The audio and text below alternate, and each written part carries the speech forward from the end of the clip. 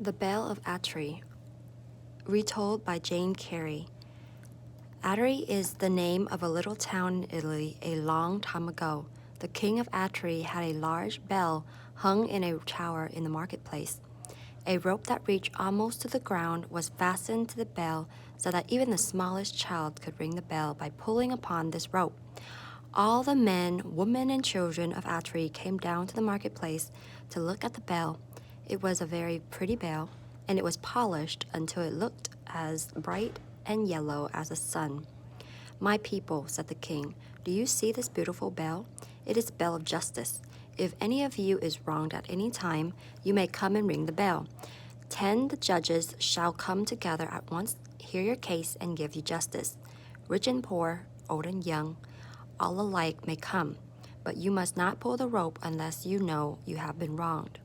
Many years passed, and many times did the bell ring out to call the judges together. Many wrongs were righted, and many ill-doers punished. At last the rope, worn and broken, became so short that only a tall man could reach it. "This will never do," said the judges one day. "What if a child should be wronged? He or she could not reach the bell to ring it." They gave orders that a new rope should be put on the bell, but there was not a rope to be found in all of Atri. They would have to send across the mountains for one, and it would be many days before it could be brought. "Let me fix it," said the man who stood by. He ran to his garden and came back with a long grapevine. He climbed up and fastened to the bell. The slender vine, with its leaves and tendrils still upon it, trailed to the ground. The judges thought it to be a very good rope. Now on the hillside above the village there lived a man who had once been a brave knight. In his youth he had once fought in many a battle. His best friend had been his horse, a strong, noble steed that had borne him safe through danger. But the knight, when he grew older, cared no more to ride into battle and cared no more to do brave deeds. He thought of nothing but gold and became a miser. Day after day, he sat among his bags of money and planned how he might get more, and day after day his horse stood in his bare stall, half-starved and miserable. "What is the use of that lazy steed?" said the knight to himself one morning. "It costs more to keep him than he is worth. I might sell him, but there is not a man who wants him. I will let him fend for himself." So the brave old horse has turned out to find what he could on the barren hillside. Weak and sick, he strolled along the dusty roads, glad to find a blade of grass and thistle. One hot afternoon, the horse wandered into town. Not a person was there, for the heat had driven them all indoors. It wasn't long before the poor beast saw the grapevine that hung from the bell, the leaves and tendrils upon it still fresh and green. What a fine dinner that would have been for a starving horse. He stretched his neck and took one of the tender morsels in his mouth. But it was hard to break it from the vine. He pulled at it, and the great bell began to ring.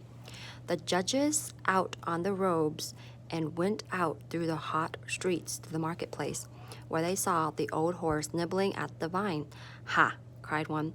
"It is the knight's steed. He has come to call for justice, for his master, as everyone knows, has treated him shamefully." Meanwhile, a crowd had gathered, eager to learn what cause the judges were about to try. When they saw the horse, everyone stood still in wonder. 10 all were ready to tell how they had seen him wandering the hills uncared and unfed. The judges ordered the knight to be brought before them, and when he came, they bade him stand and hear their judgment. "This horse has served you well," they said. "He has saved you from many a peril. He has helped you gain your wealth. Therefore we order that half your gold shall be set aside to buy him shelter and food, a green pasture where he may graze, and a warm stall to comfort him in his old age." The knight hung his head and grieved to lose his gold, but the people shouted with joy, and the horse was led away to his new stall and a dinner such as he had not had in many days. Number 1. How are the events in paragraph 1, 2, and 3 important to one of the themes of the story? A. They show that townspeople are concerned about whether children can seek justice. B. They show that judges must be very wise in order to provide justice for everyone. C. They show that the bell's new rope must come from far away across the mountains. D. They show that the town's leaders want everyone to have equal access to justice. Number 2, which two sentences from the story provide the best support for the answer in question 1? A rope that reached almost to the ground was fastened to the bell so that even the smallest child could ring the bell by pulling upon this rope. B. It was a very pretty bell, and it was polished until it looked as bright and yellow as the sun. C. If any of you is wronged at any time, you may come and ring the bell. D.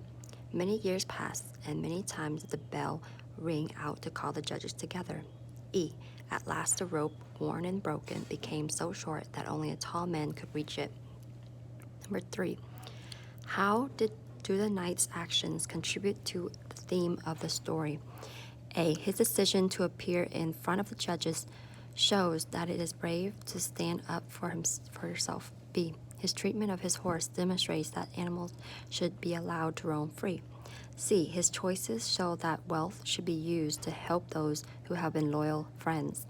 D. His actions show that a person can behave poorly but still be respected in the community. 4. Which detail from the story best supports the answer to question 3? A. His master, and as everybody knows, has treated him shamefully. B. They had seen him wandering the hills, uncared for and unfed. C. They bade him stand and hear the judgment. D. Therefore, we order that half your gold shall be set aside to buy him shelter and food. Number 5. Read the sentence from the text and answer the question. Day after day, he sat among his bags of money and planned how he might get more, and day after day, his horse stood in his bare stall, half-starved and miserable. What does the use of the word miserable suggest? A. The horse is unhappy. B. The horse is greedy. C. The horse is hungry. D. The horse is loyal. Number 6. How would you best describe the difference between the man and the horse? A. The man was very helpful and eager to work. The horse is not. B. The man was lazy and made the horse do all the work. The horse is hardworking. C. The horse is lazy. The man is hardworking. D. The horse is strong and helped the man. The man was weak and hardworking. Number 7. Short response. One theme of the Bell of Atri is that you should help those who have helped you. Write a paragraph that explains how the theme of the story is shown through the characters' actions and their responses to events. Number 8 is a bonus. What is the narrator's point of view about the horse? What might be different if the story was told from the knight's point of view?